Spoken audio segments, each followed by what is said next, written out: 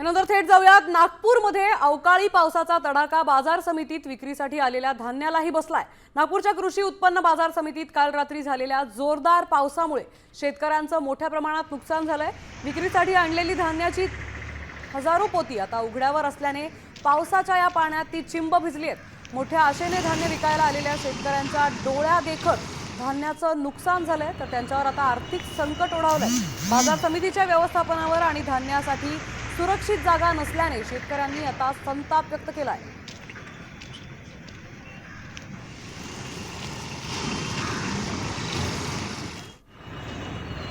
नागपुरातही अवकाळी पाऊस झालाय, त्याचा परिणाम आता बाजार समितीच्या धान्यालाही बसलाय। उघड्यावर ठेवलेल्या या धान्याच्या पोत्यांवर पाऊस पडलाय, त्यामुळे सगळं धान्य यामुळे भिजून गेलं।